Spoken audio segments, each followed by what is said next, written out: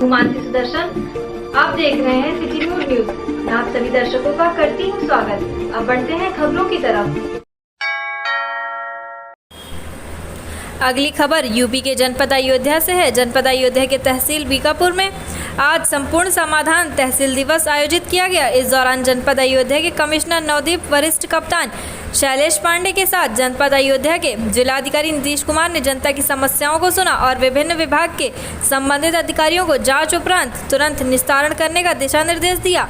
तहसील बीकापुर के संपूर्ण समाधान दिवस में आज 224 शिकायती पत्र प्रस्तुत किए गए, जिसमें 23 शिकायती प्रार्थना पत्रों का तुरंत निस्तारण किया गया। बताते चले कि आज संपूर्ण तहसील समाधान दिवस पर जितने भी शिकायती पत्र आए थे, उसमें से ज़्यादातर पुलिस विभाग और राजस्व विभाग से संबंधित मामले थे। मीडिया कर्मियों से बातचीत करते हुए जनपद अयोध्या के कमिश्नर नवदीप ने बताया, राजस्व से संबंधित मामलों को संज्ञान में लेते हुए अमल बरामद खितौनी आदेश परवान के पंजीयन रजिस्टर को चेक किया गया है और उसमें जो खामियां मिली हैं उसे तुरंत निस्तारित करने का आदेश संबंधित विभाग के अधिकारियों को दिया गया। अनुपस्थित अधिकारी और कर्मचारियों के प्रति अपनी बातों को रखते हुए कमिश्नर ने कहा कि कोई अधिकारी बिना कोई सूचना दिए अनुपस्थित पाया जाएगा तो उसके खिलाफ सख्त कार्रवाई की जाएगी। वहीं दूसरी तरफ मीडिया कर्मियों द्वारा पूछे गए सवालों का जवाब देते हुए जनपद अयोध्या के जिलाधिकारी नीतीश कुमार ने पुलिस प्रशासन और समाज कल्याण विभाग से संबंधित राशन कार्ड मामले को गंभीरता से लिया और उसे जल्द से जल्द निस्तारण कराने की बात कही है। संपूर्ण समाधान दिवस में तहसील बीकापुर में हम लोग आए हैं। जिलाधिकारी और वरिष्ठ पुलिस अधीक्षक की अयोध्या की आज यहाँ मौजूद है और मैंने जो पुराना निस्तारण हुआ था शिकायतों का, उनका रैंडम तौर पे कुछ का क्वालिटी देखा है।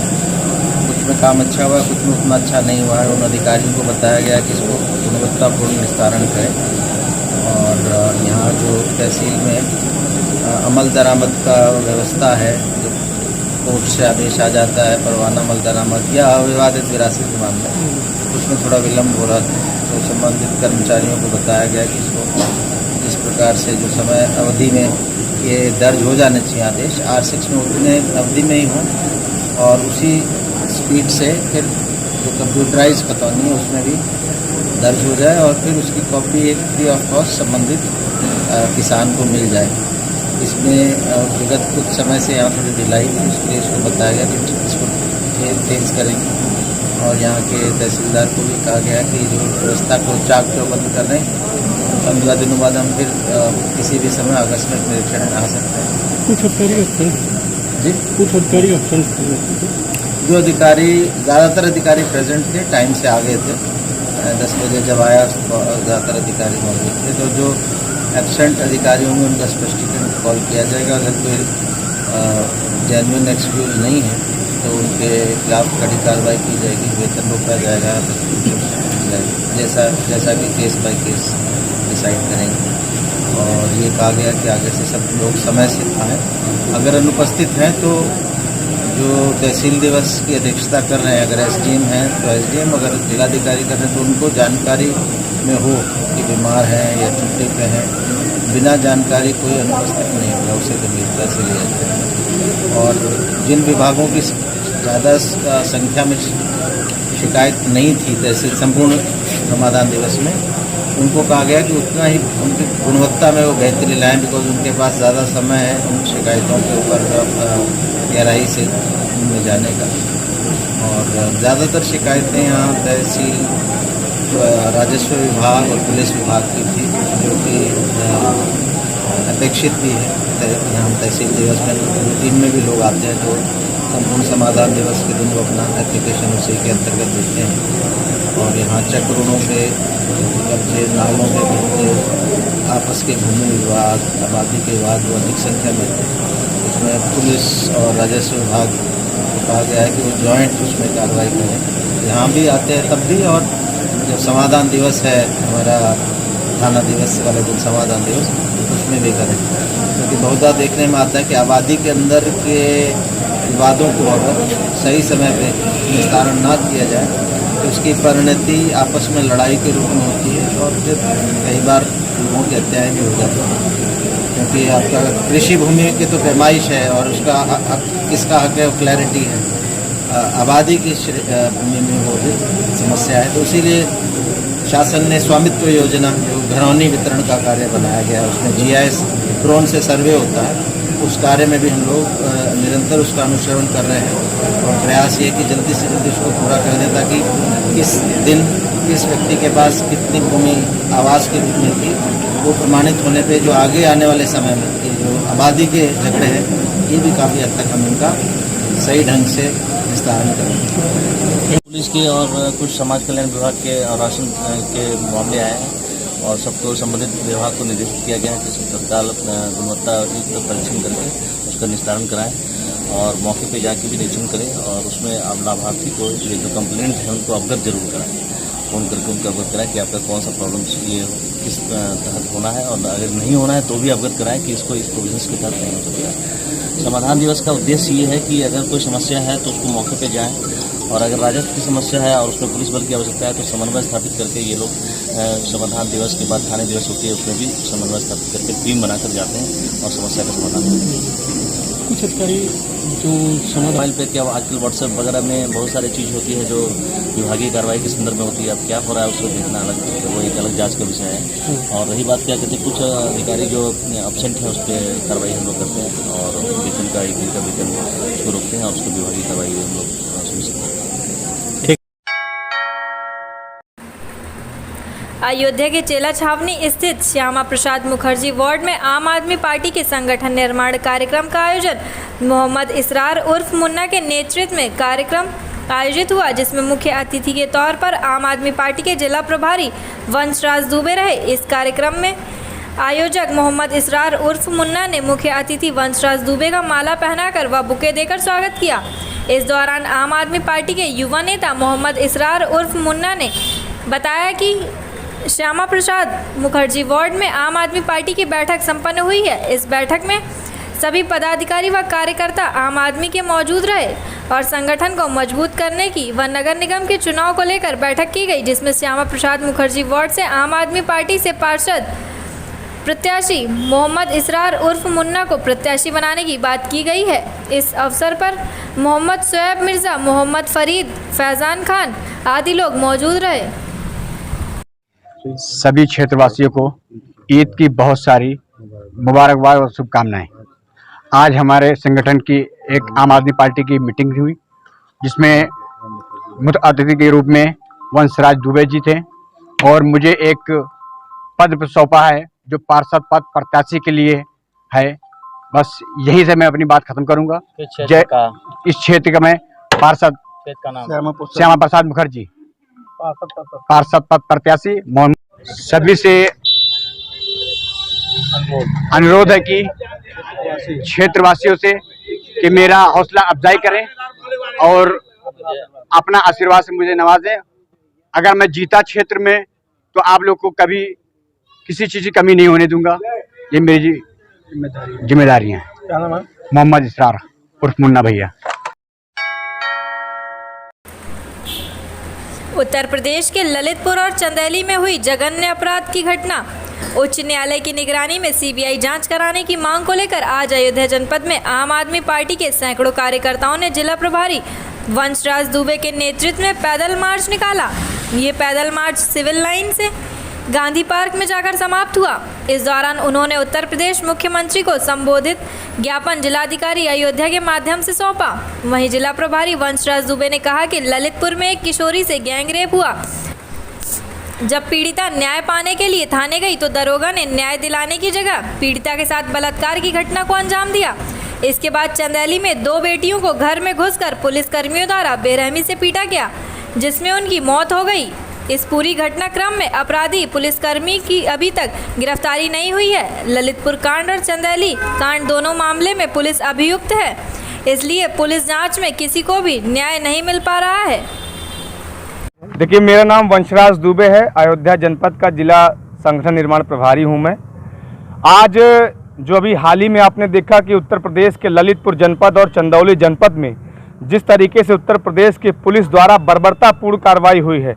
एक तरफ दबिश के नाम पर उत्तर प्रदेश की पुलिस चंदौली में जाती है और वहां पर जो अपराधी जिस अपराधी के लिए पुलिस जाती है, जब वो नहीं मिलता तो उसकी बेटी की पीट कर हत्या कर दी जाती है और पूरा का पूरा प्रशासन मौन रहता है। दूसरी तरफ ललितपुर में लगातार जो 2 घटनाएं हुई, एक तरफ जहां रेप पीड़िता अपना रेप का केस दर्ज कराने के लिए थाने में जाती है, गुहार लगाने जाती है, तो वहां पर पुलिस प्रशासन द्वारा, पुलिस के लोगों द्वारा किस तरीके से उस महिला का फिर से रेप कर दिया जाता है, उत्तर प्रदेश में पूरे देश के लिए शर्मनाक बात है।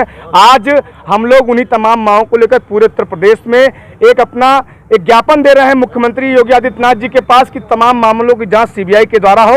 पीड़ित परिवार के ऊपर जिस तरीके से पुलिस प्रशासन दबाव बना रहा है वो कार्रवाई बंद कर दी जाए। सरकार जिस तरीके से पूरे 5 साल फेल रही, पूरे 5 साल में गुंडों का, लफंगों का, माफियाओं का, पुलिस का और राजनेताओं का एक गठजोड़ जो चला, अब वो फिर से एक बार उसकी पुनरावृत्ति हो रही है। क्योंकि महोबा की घटना हम लोगों ने देखी कि महोबा में एक व्यापारी जब रंगदारी देने से मना कर देता है तो कैसे एसएसपी उसकी हत्या करवा देता है। तो उत्तर प्रदेश का पुलिस प्रशासन जिस तरीके से आज गुंडाई पुतरा हुआ है, उसके खिलाफ हम लोग का ये आक्रोश प्रदर्शन है। एक हमारी मांग पत्र है, आज उसको हम यहाँ के जिलाधिकारी के माध्यम से मुख्यमंत्री योगी आदित्यनाथ जी को दे रहे हैं। नाम वंशराज दुबे है, जिला संगठन निर्माण प्रभारी। अयोध्या में नए घाट से शहादतगंज तक सड़क चौड़ीकरण के प्रस्ताव पर समाजवादी पार्टी के पूर्व राज्य मंत्री पवन पांडे ने राज्य सरकार पर तंज कसा है। उन्होंने कहा कि भाजपा की भगवान श्री राम की पूजा तभी सार्थक होगी जब प्रजा की आंखों में आंसू न आए, उनके हाथों में कटोरा न आए। उन्होंने कहा कि सरकार अपना वादा निभाए। पूर्व deputy CM doctor Dinesh Sharma ने विधानसभा चुनाव के पूर्व में अयोध्या के व्यापारियों से वादा किया था कि वे घर के बदले घर और दुकान के बदले दुकान दें।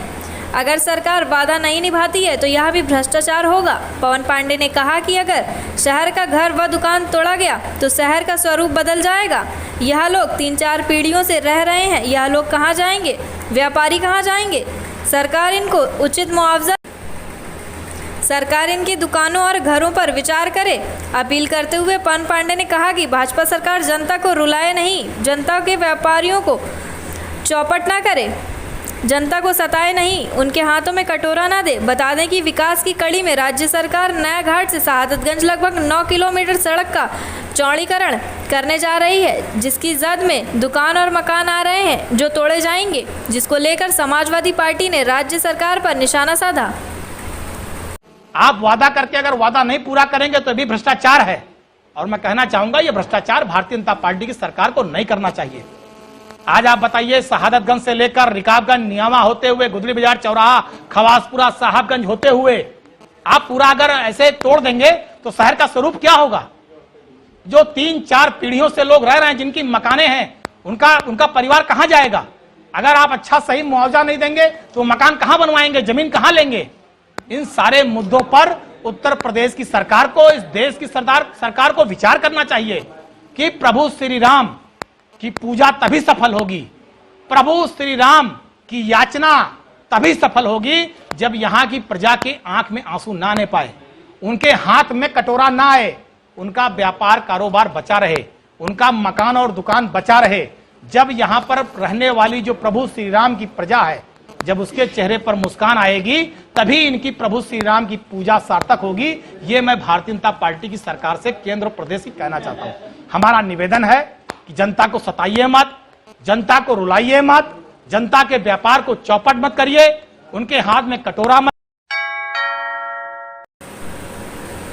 रामनगरी अयोध्या में भव्य राम मंदिर निर्माण से जुड़ी बड़ी खबर। राम मंदिर निर्माण को लेकर कार्य लगातार जारी है। वहीं इसी बीच श्री राम जन्मभूमि तीर्थ क्षेत्र ट्रस्ट के महासचिव चंपत राय की ओर से निर्माण कार्यों को लेकर तमाम जानकारी मीडिया के जरिए साझा की गई। उन्होंने बताया कि नक्काशीदार पत्थरों के अयोध्या पहुंचने का सिलसिला प्रारंभ हो चुका है। उन्होंने बताया कि मंदिर के आसपास राम के जीवन को चरितार्थ करने का काम किया जाएगा। ट्रस्ट के महासचिव चंपत राय ने बताया कि शीघ्र ही गर्भगृह और उसके चारों ओर का प्लिंथ निर्माण पूरा होगा। राजस्थान के भरतपुर जनपद के बसी पहाड़पुर क्षेत्र की पहाड़ियों के हल्के गुलाबी रंग के बलुआ नक्काशीदार पत्थरों को लगाने का कार्य प्रारंभ हो जाएगा। संपूर्ण मंदिरों में लगभग 4.70 लाख घन फुट नक्काशीदार पत्थर लगेंगे। नक्काशीदार पत्थर अयोध्या पहुंचना प्रारंभ हो गए हैं। गर्भगृह में लगने वाला मकराना के सफ़ेद संगमरमर की पत्थर की नक्काशी का कार्य प्रगति पर है। यह पत्थर भी शीघ्र अयोध्या पहुंचना प्रारंभ हो जाएगा। वहीं महासचिव चंपत राय ने बताया कि ग्रेनाइट पत्थर के लगभग 17,000 ब्लॉक लगेंगे जो बेंगलुरु और तेलंगाना की खदानों से आ रहे हैं। मंदिर का क्षेत्रफल लगभग 2.7 एकड़ का है, परंतु इसके चारों ओर 8 एकड़ भूगढ़ को भीतर समता हुई एक आयतकार परकोटी बनेगा। यह परकोटी भी 9 लाख घन फुट पत्थरों से तैयार होगी। इस पर भी समांतर कार्य चल रहा है। मंदिर के चारों ओर की मिट्टी के कटान रोकने के लिए तथा मंदिर के पश्चिम में प्रभावित सरयू नदी के किसी भी संभावित आक्रमण को रोकने के लिए मंदिर के पश्चिम, दक्षिण व उत्तर में रेटनिंग वॉल निर्माण का कार्य साथ साथ चल रहा है। यह रेटनिंग वॉल जमीन में 16 मीटर गहरी तक जाएगी और जमीन के सबसे निचले स्तर पर 12 मीटर चौड़ी होगी। पर 2 छेद, उसके ऊपर जो पत्थर आएगा उसमें भी 2 छेद किए गए हैं और उसके बीच में पत्थर की एक कील डाल दी जाएगी। पत्थर की कील के कारण वो नीचे वाला पत्थर ऊपर वाले पत्थर के साथ टिका रहेगा। कील का मतलब लोहे की कील नहीं है, वो पत्थर की कील है और कम से कम 6 इंच डायामीटर की तो होगी। इतनी मोटी कील जरूर होगी। 2 पत्थरों को जब पास पास रखते हैं तो उनके बीच में थोड़ी बहुत गैप रहती है। उस गैप में सीमेंट का घोल भरकर संपूर्ण रचना को मोनोलिथिक, मानो एक इतना विशाल पत्थर रख दिया गया हो, ऐसा बनाया जा रहा है। इतना विशाल कोई भी मोनोलिथिक स्ट्रक्चर नहीं हो सकता। आप कल्पना करिए 2.5 टन का एक ब्लॉक 37 घन फुट का और 17,000 पत्थर रखने हैं, ये कैसे रखा जाएगा? मंदिर का एरिया लगभग 2.25 एकड़ है। अब इस 2.25 एकड़ में पत्थरों की 7 लेयर एक के ऊपर एक आने वाली है। काम मनुष्यों ने करना है और मशीन नहीं करना है। मनुष्य की भूमिका बहुत थोड़ी है, मशीन की भूमिका ज्यादा है। आप देख रहे हैं सामने 2.5 टन का पत्थर आदमी उठा ही नहीं सकता और ये मशीनों से काम हो रहा है। ऐसी मशीनें लाई गई हैं जिन मशीनों में चुंबकत्व की शक्ति है और वो मशीन पत्थर के ऊपर रखकर प्रेशर डालती है और वो पत्थर मशीन से चिपक जाता है और ये 2.5 टन का पत्थर मशीन आसानी से उठा लेती है। अदरवाइज बेल्ट डालनी पड़ती है। चुंबक की पद्धति से पत्थर उठाने में समय की बचत हो गई। ऐसी नई टेक्नोलॉजी की मशीनें लार्सन टुब्रो ने यहाँ मंगाई। सर 7 एकड़। सर इसकी लागत और नहीं, कोई लागत नहीं। भगवान के घर की लागत तो आप अपनी झोपड़ी की भी नहीं निकालते। कमी रह जाती है तो बैंक से कर्जा लेकर बनाते हो। हम ठाकुर जी के घर की लागत हमारी गलती नहीं होगी। आज के लिए बस इतना ही। कल फिर मिलेंगे इसी समय इसी चैनल पर। अब हमें दीजिए इजाजत। नमस्कार।